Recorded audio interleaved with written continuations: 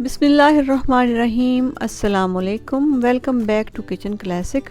आजकल मौसम है यहाँ पे पम्पकिन का। पम्पकिन कह लें आप, कासू कह लें, हलवा कद्दू कह लें या पेठा कह लें। एक बहुत ही अच्छी सब्ज़ी है जिसका हलवा और मीठा बहुत ही मज़ेदार बनता है। तो आज हम किचन क्लासिक में पम्पकिन का हलवा बनाने जा रहे हैं। आइए शुरू करते हैं।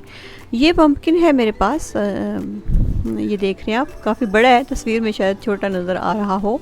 सबसे बड़ा मसला इसको काटने छीलने का और रेडी करने का होता है। हलवा बनाना इतना बड़ा मसला नहीं जितना इसको काटना छीलना मुश्किल होता है। तो आइए मैं आपको काट के दिखाती हूँ। इस तरह काट लगा के एक छोटे इस तरह के पीसेस कर लिए मैंने अंदर से साफ़ करके। तो फिर असल मसला जो है वो इसका छिलका उतारने का है। एक तेज़ छुरी और बड़ी वाली छुरी लेके इसका जो है वो छिलका भी उतारूँगी। मैं अकेली तो ये नहीं कर सकी, मैंने अपने मियाँ की भी इसमें हिदमात ली हैं साथ में, ताकि मेरी हेल्प करें और इसको मैं काट सकूँ। तो ये दिखा रही हूँ मैं आपको, ये काट के तो फिर हम बनाएंगे इसका हलवा।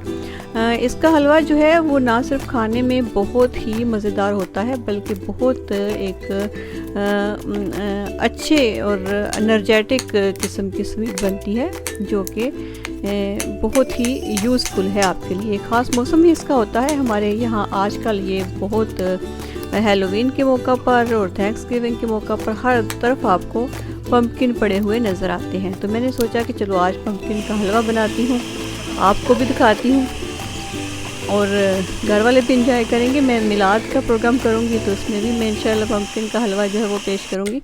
तो पीसेस करके तो इनको क्रश कर लिया है, ग्रेट कर लेने, बेशक आप ग्राइंड कर लें, किसी भी मशीन में पीस लें या आप ग्रेट कर लें। मैंने ये इसका कद्दूकश की तरह ही इसको इसमें कर लिया है। ये देखिए जी, कद्दूकश कर लिया है इसको और अब इसको चूल्हे के ऊपर रख दिया है। ये अपना काफ़ी पानी छोड़ देता है, ये फ्रेश है।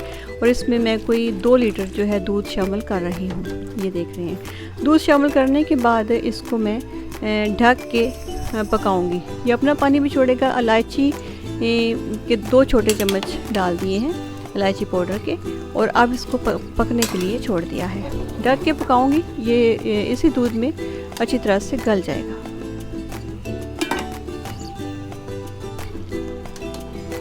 ये देख रहे हैं काफ़ी उसने पानी छोड़ा है, दूध भी है और ये बहुत अच्छे तरीके से गल रहा है और अच्छी खुशबू आ रही है और पकने के अब ये करीब है।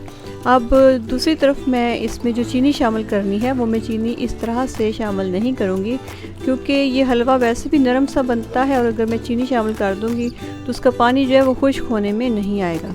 इसलिए अब मैं आपको बताऊँगी कि इसमें चीनी कैसे शामिल करनी है। उससे पहले मैं इसमें डाल रही हूँ ये 1 कप खुश्क दूध है, अच्छी किस्म का खुश्क दूध, जैसे मैं नीडो का डाल रही हूँ। क्योंकि इसमें अगर कोई आप देसी घी डालना चाहें डाल सकते हैं, आप मलाई डालना चाहें, फ्रेश क्रीम जो होती है वो डाल सकते हैं, लेकिन मैंने इसमें जो है वो खुश्क दूध डाला है। खुश्क दूध डालने के बाद फिर मैंने इसमें ऑलिव ऑयल डाला है। अगर आप घी शामिल करना चाहें तो आप कर सकते हैं। मेरे घर में घी इतना नहीं स्वीट डिशेस में खाया जाता है, इसलिए मैं ऑलिव ऑयल शामिल करती हूँ। दूसरी जगह चूल्हे पे मैंने रख दिया है फ्राई पैन गर्म होने के लिए। गर्म हो गया है, इसमें 2 कप शुगर के शामिल किए हैं और 1/4 कप यानी पानी जो है वो कप का चौथाई हिस्सा और उससे भी बेशक कम, थोड़ा सा, इतना कि बस थोड़ी सी शुगर जो है वो गीली हो जाए, तो उसको पकने के लिए रख दिया है। पानी उसमें ख़त्म हो जाएगा, शुगर जो है वो मेल्ट हो जाएगी और इस तरह का एक शीरा जो बहुत गाढ़े किस्म का बना के वो मैं हलवे में शामिल करूँगी। चीनी जो है वो वैसे सिंपल तरीके से चीनी शामिल नहीं करनी। ये देख रहे हैं शीरा हो गया है तैयार और अब इसको मैंने हलवे में शामिल कर दिया है। इस तरह से ये बहुत ही इसमें जो है ना एक अच्छा टेस्ट आएगा पकी हुई चीनी जब हम डालेंगे। ये देखिए कि वो बिल्कुल एक गाढ़ा किस्म का शीरा जिसका पानी बिल्कुल ख़त्म हो चुका है, इस तरह करके चीनी जो है वो शामिल की है मैंने। अब इसको अच्छी तरह भूनना है और किनारे छोड़ने तक इसको भूनते रहना है। जब बिल्कुल पानी वगैरह खुश्क हो जाए और किनारे छोड़ना शुरू हो जाए। अब इसको डिश आउट करने के लिए मैंने दूसरे चूल्हे पे ये फ्राई पैन रखा है और हल्का सा इसमें ऑयल ऐड करने के बाद जितने भी आपने ड्राई फ्रूट्स नट्स जो भी डालना है वो डाल के हल्का सा उसको फ्राई कर लेंगे, ताकि इसके ऊपर जो हम कच्चे नज़र ना आए, और कच्चे जो है वो खाने में भी इतने बाज़ लोगों को प्रॉब्लम करते हैं, इसलिए इसको हल्का सा फ्राई करके तो वो हम इसमें डालेंगे।